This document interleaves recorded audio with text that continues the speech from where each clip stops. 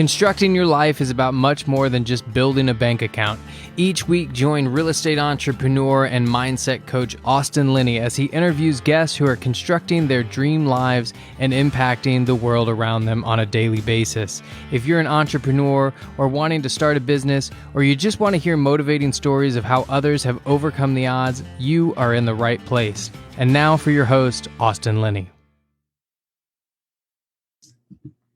All right, guys, welcome to Construct Your Life. Guys, I'm so excited. Two of my favorite people in the real estate space, to be honest with you, are here. We're live on Facebook, so check us out over there.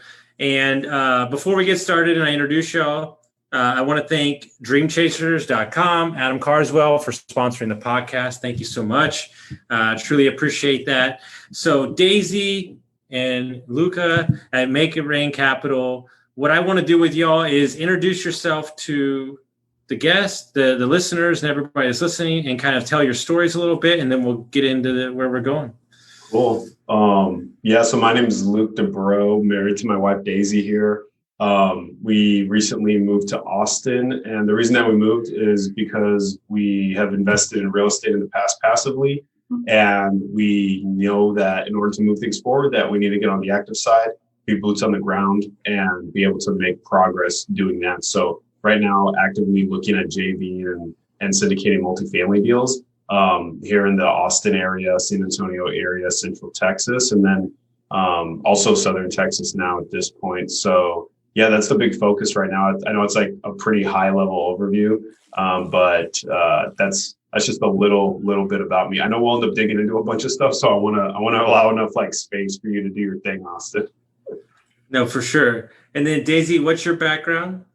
Yeah, my background is in education. I've been in the international education space the last 10 years, working with international clients from all over the world. And so now recently, actually, as of a month ago, transitioned out of my W-2 and now doing full-time the multifamily syndication end. So just using all of that skill set, right? Everything that I've learned, everything that I've gained, and now really powering and putting all of that into the multifamily space. So excited to be in Texas, our new home, and excited to continue exploring and meeting people out here. So Austin, you were actually one of the first people that we met when we came out in October of last year, just to visit. And yeah, I think you saw us on Instagram and you saw we were here, and within a couple hours, we had a date, and we ended up meeting up for breakfast before we ended up heading back home to LA. So full circle for sure. I have no idea what you're talking about. That doesn't sound like me at all. But what's interesting is I want to stick there for a minute while we unpack a bunch of stuff. It's not, first of all, it's not easy to invest where you don't live, which you did that already. But then you decided to move where you lived, and so I know that's not an easy decision for y'all. Y'all spend a lot of time pulling that apart. Dallas, Houston, Austin, maybe other states. I guess kind of the genesis to the decision, you kind of mentioned it a little bit, but I want the second part of the question to be how different it is to be active and passive, which I think was a very important point in that conversation. Yeah, it's been definitely, night and day, right? As a limited partner, as a passive investor, you vet the sponsor, you vet the deal, you vet the area. And after that, it's pretty smooth sailing, right? You're getting quarterly financials, ideally, right, from the syndication group that you're working with. But it's pretty passive, right? As the term states exactly. You're, as long as the distributions are coming in and, everything looks like it's going according to business plan and business strategy, then you're pretty set. Whereas on the sponsor side, it's the complete opposite. It is a job in itself, right? It is, depending on what you're doing, there's different roles. You can be the one to find the deal, be boots on the ground, which is what we're doing now. You can, raise capital. You can be on the asset management side. But regardless of what you do, it is a very active space that you're in. And so with that, comes a lot of businesses, processes and procedures and a lot of the back end things. And so with that, there's a very heavy responsibility, I would say, for sure, for us on our end with the investors that we work with and, the partners that we're working with to really understand the market at a very deep level, to be able to manage their capital and to perform right according to the business strategy. No, for sure. And it's so true because there's many different factors there. One, cost of living in California opposed to here, / just being able to be near your asset if something were to take shape. But you, Luca, you're still in your current job, correct? Yeah, that's correct. Yeah. So actually ended up switching roles from a previous company to a new company out here in Austin. And then that was the reason why we ended up deciding to end up being here in Austin. No, for sure. And so is it when you're a couple and you're investing in real estate, is it nice to have somebody available 24/7, which we know real estate is 24/7, Luca, you're making them, but I'm sure this is a nice, I know it's only been a couple of weeks, but I'm sure this is extremely nice, being able to be available, right? Because real estate is such a 24/7 job sometimes. It is, yeah, especially when you're working with brokers, right? I mean, they are usually, doing that 9 to 5, right? 8 to 5 schedule. And so just being available to get out to the market. For example, last week, a week and a half ago, I was out touring, a few properties in the San Antonio area. Now we're about an hour and a half out from that area. So, in one day, I was able to look at 4 different properties throughout San Antonio and San Marcos as well. So, I mean, that is not available, right? It's not possible if, I was still working my W-2 job because a lot of it would be done on the weekend or in the evenings, right? And so now having that just the time, right, to be able to dedicate, it's definitely going to help us get to where we want to be faster, because we could have still done it, right, doing a W-2 job, but this is going to help us get there a lot quicker than we would have otherwise. Mm-hmm. And so let's talk about the first deal. Somebody I'm trying to frame this conversation to somebody has a job. Maybe they don't have the time to be an active investor per se. Maybe they're making good money. Let's talk about how you thought real estate, your first, couple of big apartment deals, passively invested them. How did that come about? And then what do people need to be thinking about if they're investing in passively? Because not everybody needs to be an active investor. Mm-hmm. Right. Yeah. I think at least speaking for myself, it kind of came about. As soon as I started working when I was 22, I never ended up doing any of the retirement accounts. I mean, the big reason, Austin, was I just didn't understand them. I just didn't really know what was going on, and I didn't want to start going down this path. For better, for worse, I was a little, I don't know, mistrusting, if you will. And so that's yeah, maybe not a little, very. So it wasn't a good fit for me. And so I was always looking for something. I knew that there had to be something that was a better fit that would end up working out. Right. And I didn't quite know what that was, but I didn't know what was right, but I knew what was wrong is the way to put it. You know what I mean? Mm-hmm. And so, I guess for me, my journey was reading Rich Dad, Poor Dad right after I finished grad school, and then realizing that real estate was there, dabbled and kind of looked around at a few ways to enter, and then had the opportunity to end up going in on these passive deals a little over 3 years ago now. And so ended up doing that because, well, I'd been ready for some time, and I'd already thought through the process. I'd been saving up money. It was something that I knew was going to move me forward to where I wanted to be. And so to me, it made sense to end up putting the money in passively and knowing that, okay, well, the big thing for me is like hard asset, right? I mean, there's a lot of reasons that I love real estate, but a big thing is hard asset. It's not something that is really volatile and trades pretty quickly the way that stocks do and the public markets do. And so yeah, that was something that was really big for me for sure. And not having the time at that point in time, didn't have the time, the skills, the energy, the knowledge to be able to really go in and do it actively. And so for me, it was like passively was the right way to end up starting out for sure. I'm going to do something I never do on my podcast because I think you're the right guy to explain it. So a lot of people have high level conversations about multifamily and they say, wow, you're a passive investor. You put some money in and that's what works. But nobody actually talks about the inner workings of it. So you don't have to talk about your deal. You can. You don't have to use it as context, whatever you want to do. You're the passive investor. You put in $50,000 in a deal. Mm-hmm. What does that look like? Did they sell the asset? Did you get the 50 grand back? Did you get quarterly distributed? Like, talk us through, like, so people can understand what that even looks like. Yeah, I think in a perfect world, the business plan goes according to plan, or they beat the business plan, right? The business strategy. Mhm. Of course, that it's you're never going to be exactly right on the T with the zeros and the ones and all that. But so far those deals haven't gone full cycle yet. Mm-hmm. We're both invested in them together here as a couple. They haven't gone full cycle, like I mentioned. They're about 2 years away from going full cycle if they complete the business plan. But overall, it's been pretty smooth sailing. When I say it's smooth sailing, it's that we put in the money Mm-hmm. right on time. A quarter or two later, once the asset is stabilized, then we start getting our checks. We're getting our 2% per quarter, so it's 8% per year. We get our K1s when we're supposed to. Actually, we just got K1s. What was it, yesterday? Yesterday. Yeah. What is the K1? What it is, it's a tax document that allows you to end up writing down income with these passive losses. So it shows these passive losses of your real estate income and allows you to write down other passive income that is real estate related. Okay.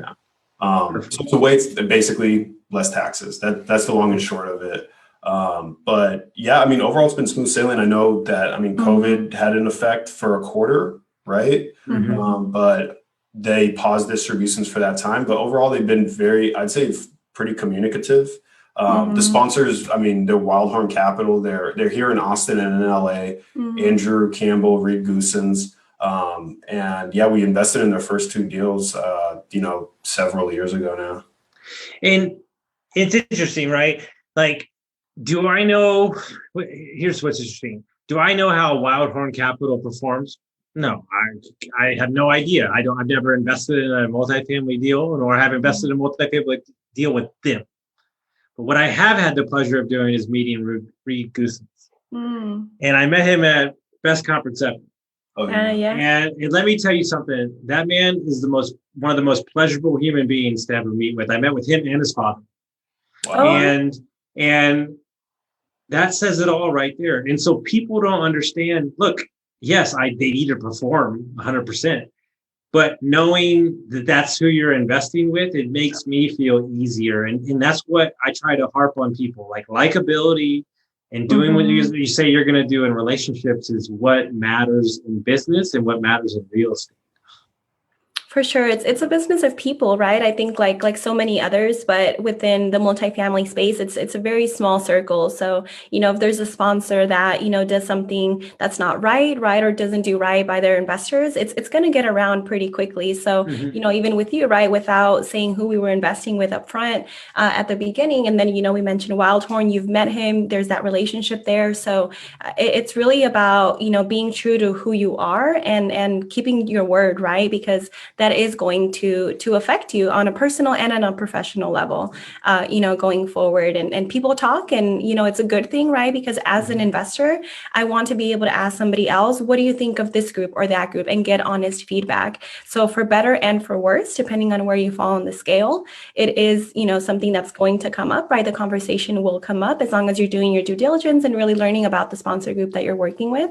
And it's definitely a good thing, right? To be able to learn who they are as people, separate from what the performance is of the asset. For sure. And the other part of it too, it's, we're all in this to end up making an impact, and also not only in our own lives, but in other people's lives, right? There is a monetary aspect to it, right? But then the other part of it, like you said, Austin, it is business. You need to do right by people. That gets harped on a lot. I feel like it becomes trite after a while, but it really is true. People are putting in their money. Like, it is. You can't screw it up, And if there is something that's going wrong, it's like you need to make sure to fix it. Be very communicative with them. Make sure that you're doing right by them, because it's their hard-earned money. Like you can't. Like it's a big responsibility, and I know that there's a lot within syndication where it's, you go in, you start, you may, blah, blah, blah, it's all so great, but it's like, well, it's a responsibility. It doesn't just happen overnight, number one. And you need to take it for the weight that it's worth. The best piece of advice I ever heard in my life about Airbnb, I'll frame this as the best piece of advice, period, just for life in general, business and relationships. Point out your negatives, don't hide them. And what he means by the one thing that people cannot stand is to be surprised. Mm. People are very okay to accept something as long as you properly communicated that that's going on. But by not communicating, Mm-hmm. it ain't gonna fly. And then people create stories, and then their mind wanders, and you got to get out ahead of it. And so that's in business, that's in life, that's in communication. And so there are traits to different reasons. Like here's a perfect example. And I'm not saying this to blow smoke up both of your butts, but if you came to me and you said, Austin, we need 50,000, we're closing on this deal, you know that I would hand you the 50,000 and I wouldn't even look at the deal. Like, that's the truth. That's how I feel, because I know who you are. I know what you stand for. And here's where that really resonated with me. Before COVID, I had 3 houses I was going to build that were like 3,000 square feet. It was the dream of mine to build these. This is like everything I wanted. Well, I needed 60 grand to get it started. And so I spent like 3 weeks putting this whole fucking shit together, this fucking deck and everything, to get 60 grand from my buddy. And I slid it over to him, and he slid it right back to me. And he was like, I'm good. He's like, I'm betting on you. Here's the 60 grand. Now, we didn't do that deal, but it made me think. It was like I had finally got to a point where people said, that guy's going to go do what he says he's going to do. And so I would hope that through your actions and your daily actions, that you would have the same credibility in the space. Yeah, for sure. I mean, like you're talking about, you know, when you end up building up that credibility after a certain point, then you have that trust, and it's a relationship there, and it goes beyond. You are doing business, of course, but it starts to go beyond that, where you, I mean, you have to care about who you're working with, you know. It's because you, like we've talked about before, you're literally taking on other people's money. It's not like, this is not a small thing, and I'm not trying to turn it into a bigger thing than it is, but it is a big thing. It is a big thing though, right? Because I think if you don't see it as a big responsibility, then I would think twice about investing with you, right? If you think of it as, you know, this is maybe somebody's really hard-earned money, right? They've never saved this much money, or, you know, they're betting. It's literally their retirement. It's literally their life, right? And going back to, we had a winter storm that hit us a little crazy, right, in Texas not too long ago. And, you know, I just imagine somebody in that situation, right, where there's no water, there's no electricity, there's no power, and then your money is investing because you are planning for a certain future. And there's a storm that comes literally into your life, whether it's, you know, an actual storm like it happened here in Texas, or a storm in, you know, your finances where somebody loses all of your money. It's going back to the basics. It's, what are you going to do now? What are those options going forward in the future, right? And so for us, we really take it that seriously, because it is that seriously. Well, I met with this guy today. He's going to come on the podcast. Like, I introduced to him. His name is Rocky Levante or something. I don't know. He is like the coolest dude ever. He works with the Profit First guy, Mike Mikowski. He's a Profit First coach or whatever. And he said the interesting, he's been in the game a while. He said the interesting thing about real estate is because people make 60, 100K on a flip. He goes, they've treated $10,000 and $5,000 like it doesn't matter anymore, when every dollar matters. Like, every dollar matters. And if you're an investor, my dollars matter where they're going. And so my plan is for me to make enough money in my businesses, for me at 45, so that's 7 years away, is for me to turn around and invest my money with operators like y'all, and whether I'm doing my own fund or whatever it is, so I can remove myself from the day to day. Exactly. And that's why I'm cultivating these relationships over 6, 7, 10 years. And I don't want to be invested with people that are just going to buy deals to buy deals so they can say they have a unit count. Right. Yeah, for sure. Yeah. I mean, there's two kind of main things there's different things that motivate us individually, but really at the end of the day, I mean, for us in Make It Rain, we're working to increase access and education for millennials around multifamily real estate investing. Like, that's it. So like, we'll end up having calls with people, right? Some are very much so starting out. And then it's a matter of telling them, hey, it's like, well, there's this option, there's that option, there's that option. If they never invest with us, I mean, to us, that's fine, right? Yeah. We're trying to make sure that people know what these options are available, and then they can have some agency and like take control rather than being at effect and just like, oh, let me just put in the little drip each month into this account or that account, and not really know what their money's doing for them. 100%. It's what me and the brothers talked about, the Buena brothers. You know, like we're not like, don't get me wrong. I want all the houses in Costa Rica, and I want to be successful. But part of being successful for me is about giving back, right? And about teaching financial literacy within kids. Like I just had Nate Smith and Bethany Smith on the podcast earlier today. And they wrote a book about financial freedom. And I told them, I said, I'm going to buy a book for every one of the people in my mastermind, the charity mastermind that we do, because money's not talked about. And these are people that have had drug addiction or came from poverty stricken things, and they just don't know. And so how do you make it like one of the traits that people talk about me about, and I'm not tooting my own horn, but it's something I really cultivate and work on. It's not a joke. Like I work on this, is taking a very, very complicated concept and breaking it down to a consumable product. Like, you know, like all the speakers, they speak so broad. Like, and it's like, that's great, but like, what are we really doing here? And the thing is, what scares me, and this is what somebody said about me the other day. They said, okay, the other day we saw you on Clubhouse talking about restaurants, and then you were in Clubhouse talking about private money, and then you were in Clubhouse doing Airbnb, and then you were in Clubhouse talking about marketing. They go, you were in 4 different rooms, and he goes, you sounded like you had been doing each one for 30 years. And I was like, well, I'm just, when I'm consumed with something, I go down in it, and I may not like, but guess what? I don't consume spreadsheets. I don't consume spreadsheets. It's not my thing. And so I've aligned myself. That's why I think these, like I've seen y'all's personality a little bit. That's why I think the couple dynamic of leaning on each other. And that's something I want to talk about with y'all, like being in business together sometimes is not always the easiest thing, but I feel like y'all have really cultivated strengths and weaknesses to highlight the partnership, correct?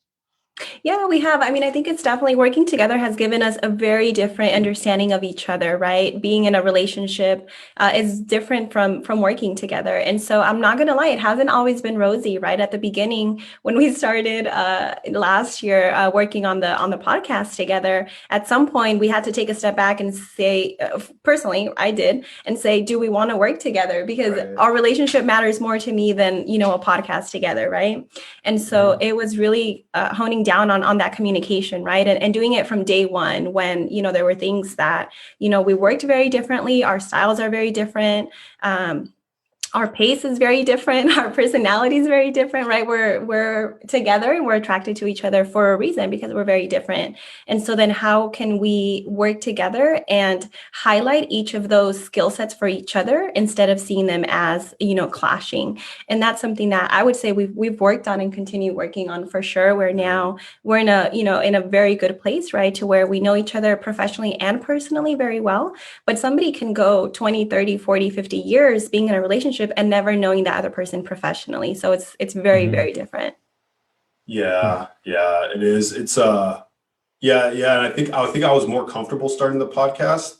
Well, I don't think I was more comfortable starting the podcast early on than Daisy was, but that's also because I had a different experience up to that point in my life to where I was like, okay, I'm ready to do this podcast. I mean, why not, you know? And so Daisy A didn't have those same experiences. And so we ended up talking about that and figuring it out. And then I also realized, like, okay, well, I can't push hard, because that's just going to push her out of it. Right. Like, I need to take a step back, like let her, you know, go where she wants to go, like move how she wants to move. Like, it's not just welcome to my right now. I'm like you know, my girlfriend is, you know, younger than me and grew up on an island, and I've lived a life, and I'm thinking to myself, like, some of the shit that's so easy for me because I've lived my life and done all this dumb shit and traveled the world and traveled around. Like, she's going out of the country for the first time on Thursday, right? And so it's making me realize that sometimes, you know, as men especially, you would never be this way, Luca, but we're uber aggressive sometimes when we want something. and that pushing doesn't really get the job done, does it? Right. And now it's just, we figured out like what works, right? It's like if Luke needs me to do something, he'll add it to our CRM, and it sends me a notification, but I don't feel like he's telling me, do this, do that, right? And so we were like, all right, how can we make this work? If I need something from Luke, I'll add it to our calendar, and he knows that it's popping up, it's there, it's something that we need to do together, right? So it's just realizing like what those skill sets are, right? And even what those pain points are as well, right? Because those had never come up in our relationship before that. So it's seeing both, recognizing both, and being able to communicate through it. That was the for sure the biggest piece, being able to separate, what I'm feeling from what the situation is, and say, okay, I'm feeling this way. Why am I feeling that way? It's because, there was an experience when I was younger that, where I didn't like being on social media because I've never shared this publicly, but I'll share that I had a stalker when I was really young. And so I wasn't very public on social media. And so for Luke, it was, we need to do this to be able to get our business to where we want to be. But for me, it was, I felt literally like my life was threatened, right, by being public on social media. And that came with having a podcast. And so it's a lot of those personal things, right, that you have to process and go through, because if you don't, years and years later, even if you haven't talked about it in years and it hasn't come up, it will eventually come up. So it's that personal development side that's crucial. That's super, super important, I would say. Yeah. And I would just end up in saying, sorry to interject, but I would just No, say, you're good. You're good. I'm proud of Daisy for that, because I know that wasn't easy. I mean, the amount of activity / visibility that she has just outside of her family on social media now is in a completely different place from where it was before. But it's, she was able to, it's like she defeated the dragon, it's like Hercules, killing the dragon. It's like she killed that dragon, and now she's, I don't know, staying at the top of the mountain or whatever happens, at the end of the story. Well, so now I'm going to go down a rabbit hole because there's so much power in what you just said on so many levels, because ultimately somebody that's not of the growth mindset, is of the fixed mindset, tells Luca, you're pushing me, kiss my butt. Like, this is not what I want to do. But somebody in a growth mindset says, okay, hold on. It's not really him that's pushing me. It's something that's holding me back personally. And so I'm going to look at what's necessary to do the inner work needed to realize what it is. And that might be a couple months. It might be 6 months, but you're having to identify that thing. And here's what they don't tell you. And this is where it gets what people don't understand, the big misnomer in getting better and helping yourself. The only reason that all these things that you hide inside, these things that happen in our childhood, these things that are holding you back from being where you want to be, is because you keep them in the closet with the fucking lights off. Yeah. And when you keep them in the closet with the lights off, you think that you're doing the good thing by keeping your burden away from people. But what you're doing is that burden back there is controlling every aspect of your life. And so when I meet people and I say, hey, drug addict, homeless, alcoholic, nice to meet you, it doesn't own me anymore. And so by you saying that this is what happened to me, this is why I feel this way, it doesn't own you anymore. You can move past it. And then boom, here we have you. And so it's so powerful. It's huge. And it's a work in progress, right? I think there's constantly in life, there's things that come up, whether it's personal, whether it's professional, there's always things that come up that if you are listening, right, to your gut, to your intuition, to how you react to external factors, it's telling you something that you need to work on. And so it's just being attuned to those signs, right, to those tall tales, to know, okay, there's, you meet someone and you get, a weird feeling. Well, why is that? There's a reason for that.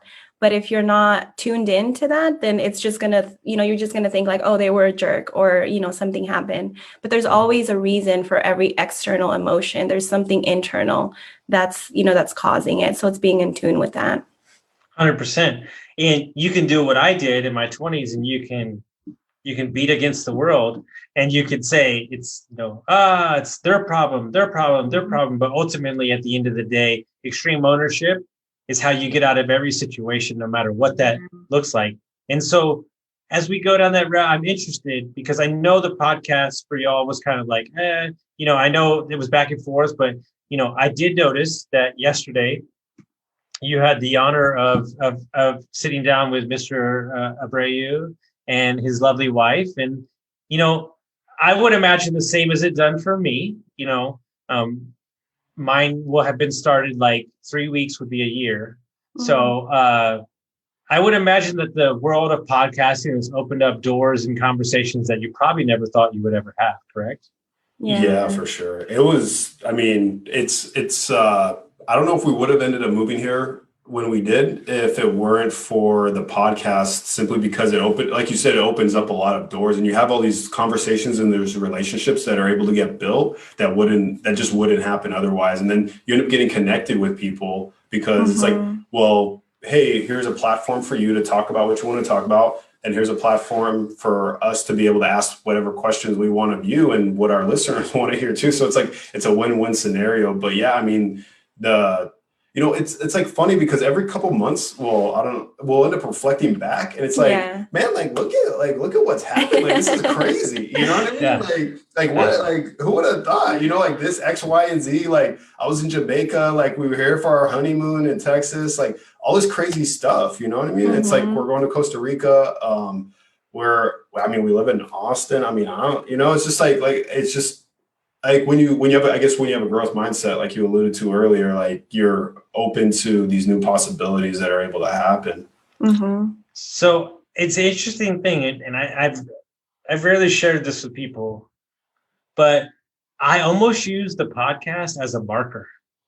Like meaning, like if I'm ever having a really bad day, I'll go and listen. Like, if I'm in a bad mindset, I'll listen to the podcast I did with my coach before I have my podcast, and I'm like, dude, you've been through a lot of bullshit, dude. And it's like almost documentation of the journey, right? And like, or you look back on the first Instagram post and you're like, dude, that guy didn't know what he was doing. And like, but like, I'm also in love with like watching the shit get more professional, right? Mm-hmm. And so there is some aspect where if you're walking into this right now, this content creation with the right mindset of this is my new networking funnel. Like, this is what I'm saying. Like, I'm talking to venture capitalist guys in San Francisco because of my podcast about industrial space. Like the other day I had a conversation with a dude in London, a dude in Spain, a dude in Puerto Rico. And I'm like, how could you ever do that in one day? And so, but I think people get into it for the wrong reasons, right? And understanding that where I've had a problem, and this is what I'm working on, don't talk to my assistant, is I'm too excited. So I schedule too many interviews. And so I've managed to do like 350 in like a year, between the two podcasts. And so I'm about to take a little break because I need to get away for some creative and work on my businesses. But understanding you don't need to release a podcast every day. Like you could release one or 4 a month or 3 a month. But it's about just releasing them in general and just creating the conversations and not comparing yourself to somebody else. Because let's be honest, the downloads, it matters, but it doesn't matter that much. Because if you're affecting 20 to 30 people, that's, a podcast, that's a big net, in my opinion. How do y'all look at it on the downloads and the episodes and all that stuff? For me, it doesn't really matter. I mean, for me, if it impacts one person, Austin, to be completely honest, that's more than enough. And we know that it has, right? Because people have reached out to us. We've met with listeners, right? We've talked to listeners, and we're constantly learning about what they want to hear, right? But if our mission is to create more access, then the number of downloads is going to be reflective of how many people we're reaching. And so, of course, the more people we reach, the better, right? The more impact we can make. But for me, it's really one person at a time. So if we are, impacting one person a day, one person a week, one person a month, then we're making progress, right? Towards where we want to be and towards creating more access for millennials to invest. And so we definitely look at, the numbers. Actually, Luc does a little bit more. He's more in tune with that. But for me, it's really about creating quality educational, spaces for people to share their expertise, for people to share their story, for others to be able to relate, right? Maybe nobody's ever seen somebody that looks like us in the space. And then they see us and people reach out and they're like, I've never seen another Latina speaking about what you're speaking of. And that's what really fuels me, right? Because now I'm on a mission with, the Wendia brothers as well. We're doing some cool stuff together. To where we want to create more access for Latinos as well to invest and to be part of the conversation. 100%. And just so you're clear, I've adopted myself as a Latino now. So we're good. You're honorary. I'm the only guy that is basically the token white kid with all the Latino investors. So it's totally cool. But it's interesting, right? Perfect example. True story. One, young kid I've been kind of helping, who's on Diego Corzo's team now. Jaime is Hispanic, and he's an agent now in Austin, and he's coming on the podcast again to tell his real story this time. And he just started a real estate career. He's a great young kid. But there's a girl who's in our mastermind, the charity one for the recovery, and she said, I'm my new goal for the rest of the year, and my top goal is to be on your podcast. I've listened to it, and I said, how about April 6th on 11 o'clock? And she's like, what?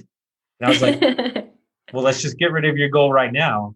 And I haven't told you how many times I've done that to somebody, because this is two things that happened to me that changed my life forever with the podcast and really removed my thoughts of like who the guest needs to be and all that shit.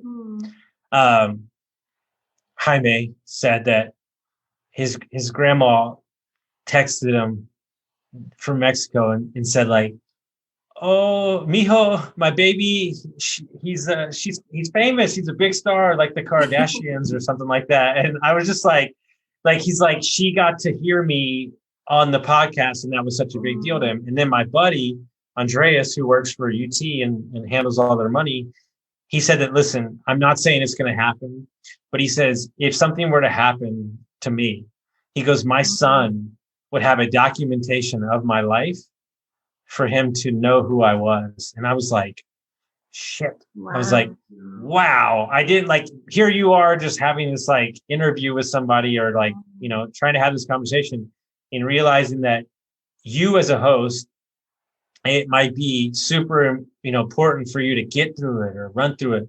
But this is why I'm working on a daily basis to be where my feet are and understand that to them, it might be something very important. So that time that you take to explain to somebody how a multifamily asset works. And like you said, this might, what I try to tell everybody about the Airbnb space is understand that to you, this might seem like just another guest, but to this family, do you understand that to come from, India or Africa or Europe, that they've saved up for 4 years to come to America, and you're going to be mad at them because they asked some questions? So my question to you is be grateful that you have the opportunity to host them. Be grateful you have the opportunity to take on investments. Be grateful that you get the opportunity to host people on your podcast, and stop thinking it as some chore that you have to do. And what we've reframed in our mastermind is, I get to. Okay. I get to be here. I get to have this conversation with you. I've been on Zoom since 6 a.m. this morning. Doesn't matter because I'm here to show up for you. I'm here to show up for whoever's going to listen to that. Same reason why y'all have had a long day too. And I think if we all took that mentality, I think that the world would be a better place for sure. Yeah. I think, to your point, right? I've been able to travel to where Daisy's family's from. So they're from a rural part in Mexico. my in-laws, my parents-in-law and or parent-in-laws. I don't know what the plural is, but being able to see Your that. suegros. Yeah, my suegros. You already know that word, Austin. Yes. Yeah, being able to travel there and then seeing. I remember the first time I went there and I was thinking about how much money I'd made that year, and then it would be like a godsend if any of them made that much, let alone a fraction of that. You know what I mean? And that's not, and it's not like, oh, I'm so great and they're so bad, or oh, I really need to be thankful for what I have because so many other people have so little. It's not necessarily that. It's just like, look, like, have perspective on your situation, like you're talking about, right? I mean, nothing's promised, right? Something could happen tomorrow to each of the three of us. Hopefully it doesn't, right? But those things can happen, and that's what happens with life sometimes. And so it's like you have to. I mean, I've been working on that over the past few years, just like really being present as much as possible in a situation, right? And then the people who are very important in my life, making sure to end up engaging with them, having conversations, like talking to them, talking to my parents, talking to my brother on a super consistent basis, because at the end of like when all the bullshit falls away and all, like when all this stuff goes away, it's like who matters? Like who matters? Like what do you really have? Who are you? Like what's really important in your life? Like that stuff ends up being very, very powerful at the end of the day, when you're able to strip away all of the superfluous stuff that really doesn't end up mattering. And then the other part I would say too, as I've talked about this on other podcasts, but I think about like my grandparents or like my great grandparents and like the positions that they were in. None of them were here in this country at that point, right? Somewhere in Europe, somewhere in the Caribbean, right? But if they saw the way that I live and like the things that I have, like we're freaking talking, like, you're like however many miles away, we're like talking like this right now. This would be like, it would be a godsend. They would think they were just like, crazy, like kings, like royalty to be able to do this type of stuff, So I work to just have perspective on that on a daily basis as much as possible. And I think something that I've had to train myself in, and that's what I'm about to get out of the fray in about 3 weeks, because I did this to myself and I'm totally cool with it.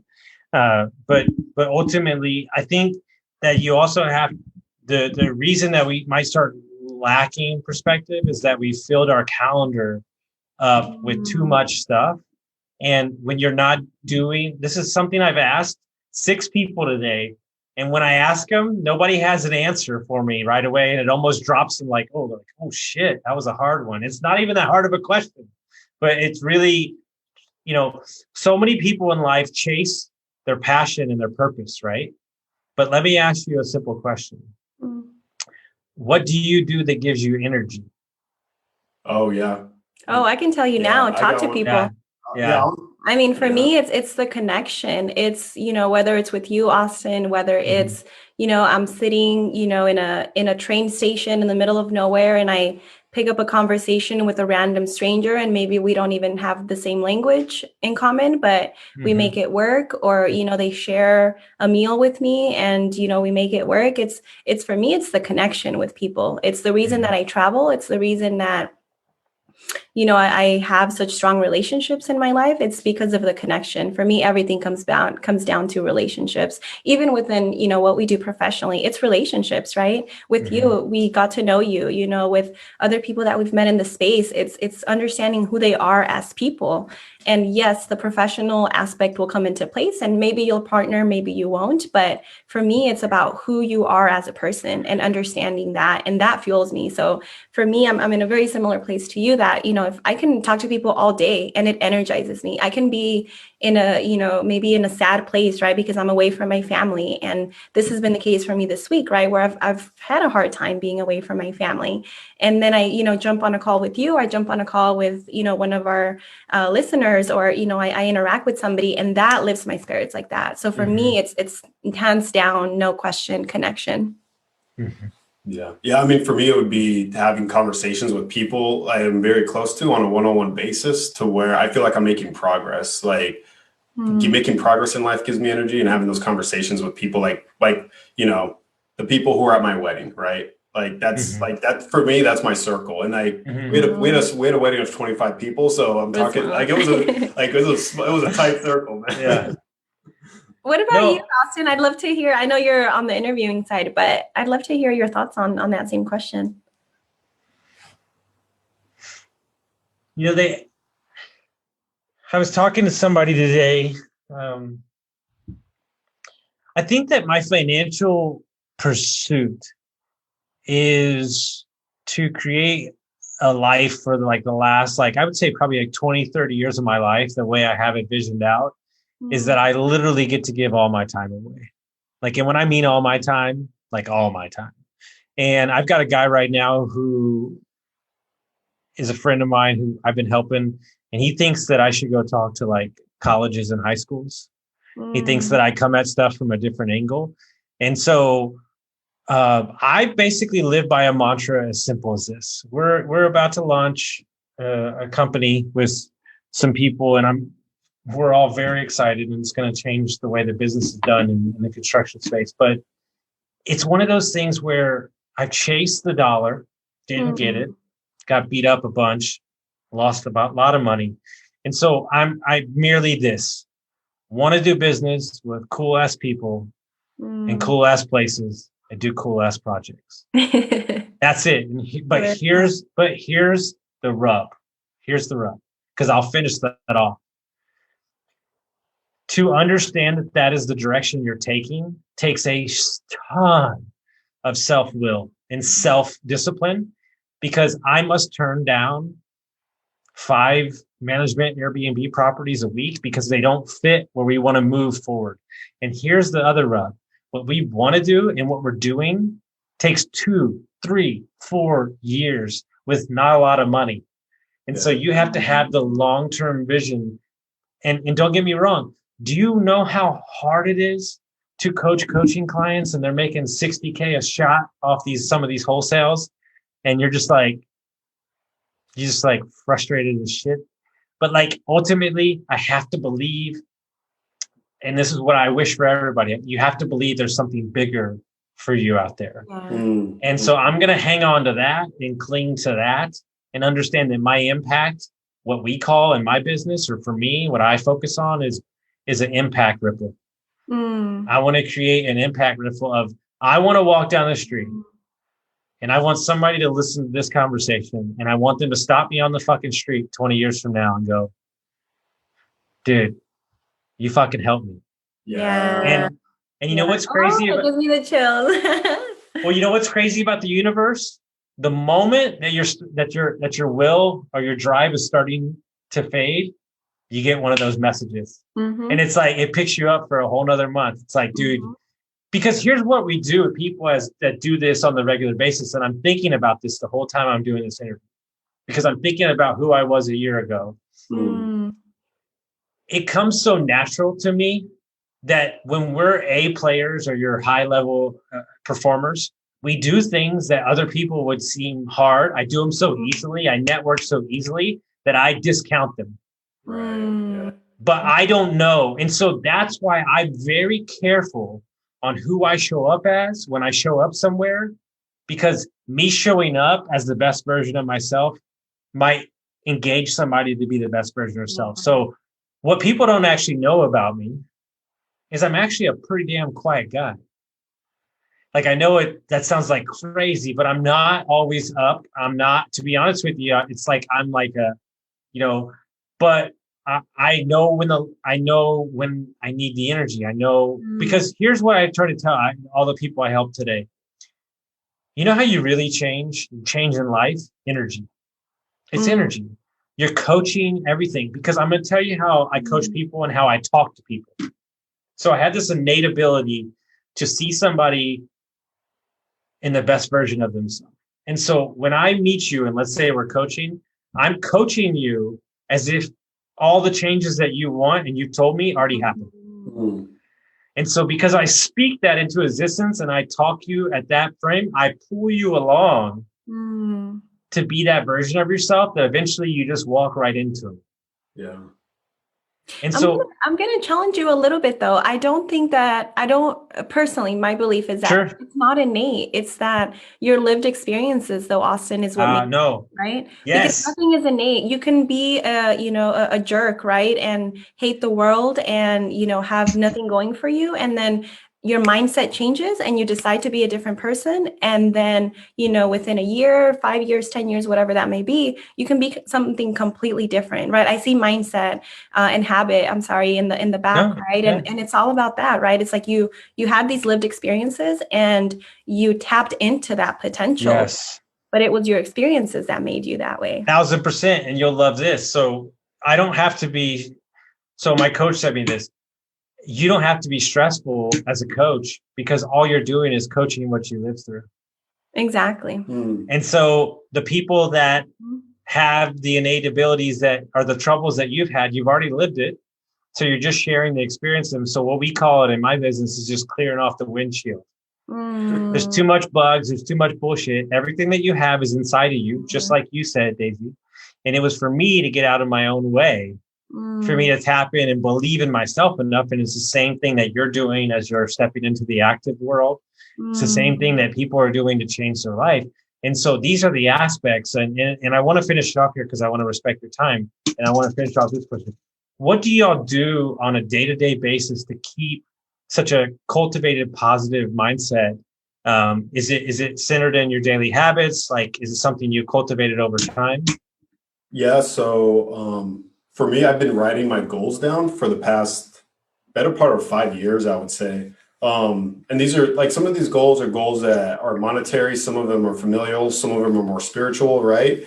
Some of them have to do with things that I may never accomplish because it's hard to accomplish. Like, how do I accomplish that I have a happy, healthy, and loving spouse? Like, I don't know. Like, that's like something that's constantly being worked on, So there's these goals, and some of them monetarily, they're potentially a couple decades out, right? But that's a big thing for me that I end up writing those down.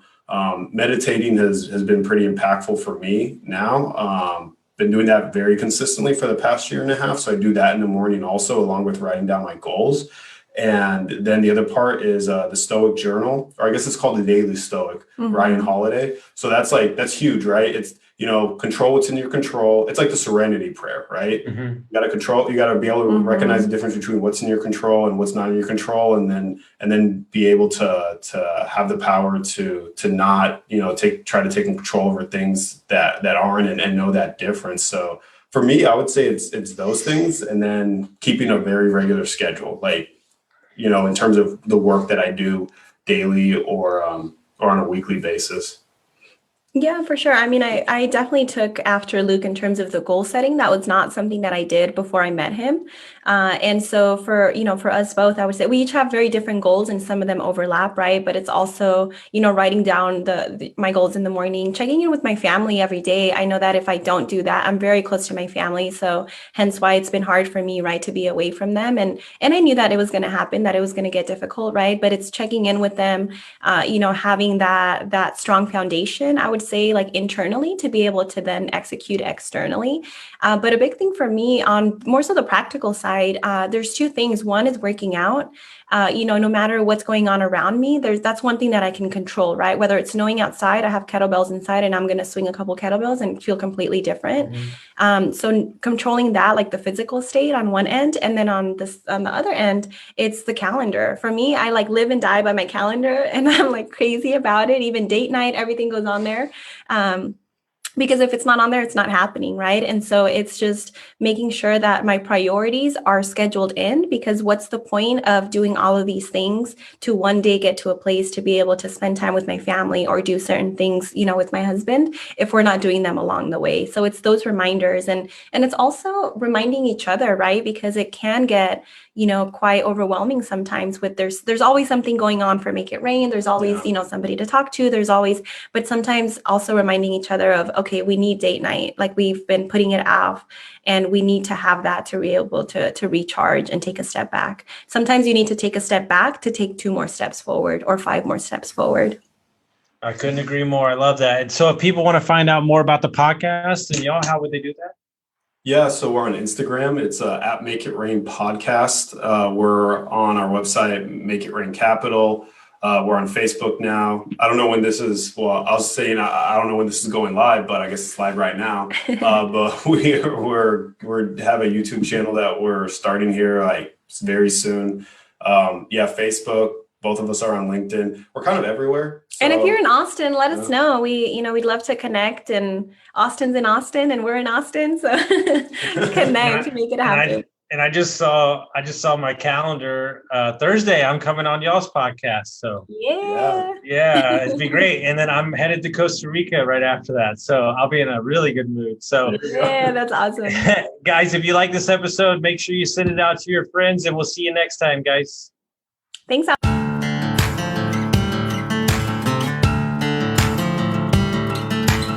Thank you for listening to Construct Your Life with Austin Linney. If you enjoyed this episode, be sure to rate, review, subscribe, and pay it forward by sharing with a friend. Most importantly, take this opportunity to start constructing your life by taking immediate action on what you learned. For show notes, resources, and more information on one-on-one coaching with Austin, visit constructyourlifepodcast.com.